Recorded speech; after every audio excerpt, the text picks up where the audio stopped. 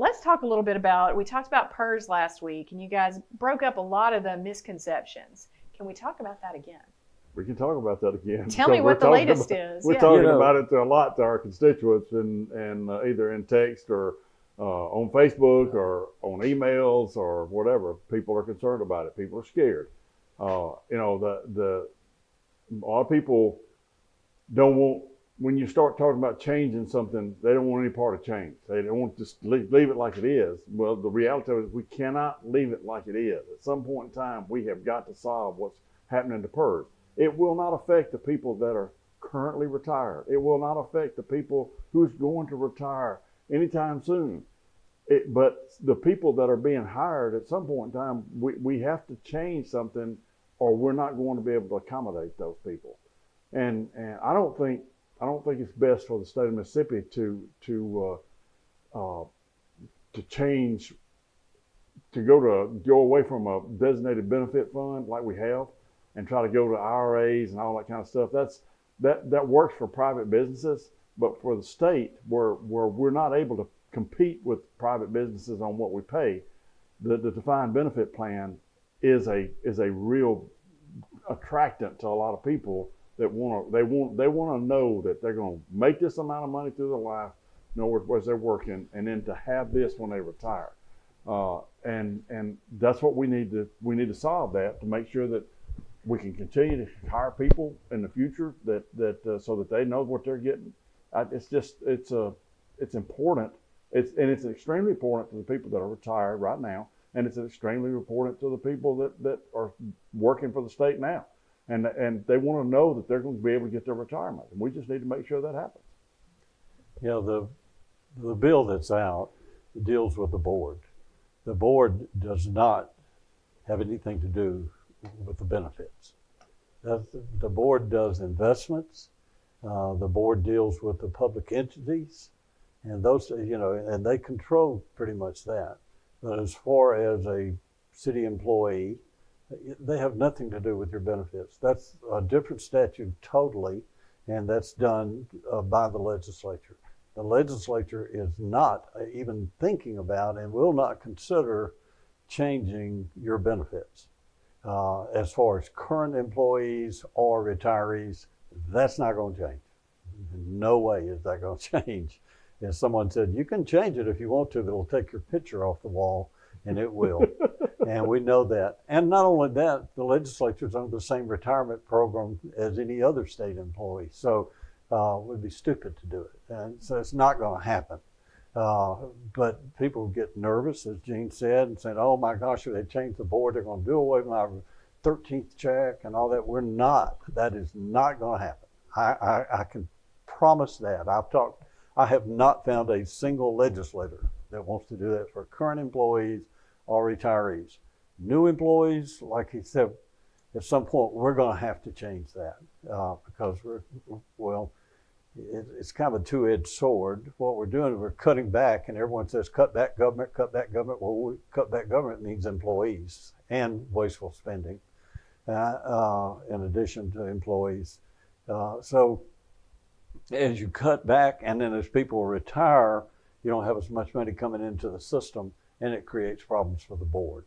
So, and of course, the bill that they did, honestly, there's no doubt it's going to be amended in the Senate, but a lot, as a matter of fact. But I think the purpose of the House was, and I can't speak for the House, I can't speak for the Senate most of the time. So, but anyway, I think their purpose was to make sure qualified people were making proper investments and making sure that no wasteful spending, that we don't lose money each year, that we make money each year. And that's, I don't disagree with having qualified people on the board, but people saying, but we want people that are retirees, or we want people that are employees on the board. And I understand that too, because they're looking out for their interests. Mm-hmm. And whereas someone appointed may not, that's what they think. But surely no one would be that way. But anyway, I think in the bottom line, when it's all over, after making all this sausage and end product, it's going to look good. I think you're still going to have majority of the board. I don't know this, but I would think that you're probably still going to have the majority of the board is going to be elected by current employees and retirees. And then you'll have some that are appointed. I don't know this, but I would think if anything comes out, I'll talk about that too. If anything comes out of committee, that those appointed will be in the minority. The ones appointed that are on the board now will be in the majority. So they'll still have control, but these people can give input to them. Whether or not they'll even vote, I don't know, but I think there will be people added here's the thing, if it comes out of committee. We have a 7-member committee, and it's a very, very close vote, like to 1 vote, whether or not it even comes out of committee. Yeah.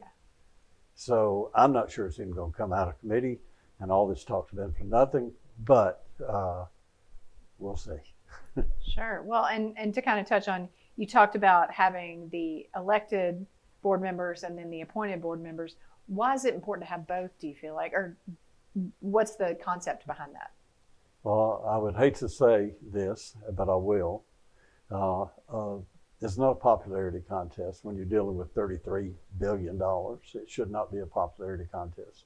Unfortunately, they'll say, oh, George over there is running for the retirement board. He's a good guy, and he did a pretty good job for us in the city, whatever it was. So I know he'll make the right decisions. So we want George or Sam or Pete or whoever representing us on that board. But unfortunately, George doesn't know anything about investing $33 billion.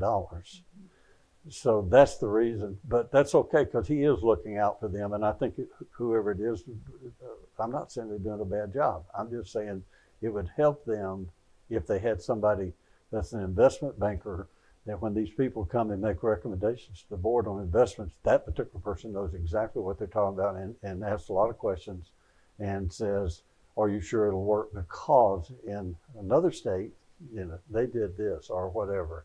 So I think having some appointed members has a lot of merits to it, as long as they're qualified. And it may be eventually, I don't know when, I don't even know what's going to be in a bill if we have a bill to send back over to the House. But eventually, I think all the board members that are current employees and retirees will have to be qualified. Good deal. Anything you want to add to that? No, that would be the main thing is that even if we kept an elected board altogether, they still need to be qualified. I mean, old coach out there may have been a great guy back 30 years ago, and he was, he was your friend and all that stuff, but the odds of him knowing anything about what he's dealing with and trying to hire a management company to manage all that money and to make the right decisions, I don't know that he's quite qualified for that. Well, and I know personally, I would be a disaster. I mean, I'm not somebody I'm that not understands that level of investment when it comes to that much money. So, it makes a lot of sense. Well, I used to be a senior vice president of an insurance company, and I dealt with some of those people that would come in and tell us what they're doing with the investments and all that stuff. And most of those folks talk so far above the majority of the population's head that I don't know how they really deal with them, because they're just we had to really rely on our CFO and those folks to tell us what the other people, the professionals, was telling us when they were telling us. So it's we just need to get some qualified people on that board. Do you guys feel like that's where some of the fear comes from, is people who, it's already a difficult subject. It's already hard to fathom that amount of money, that kind of investment.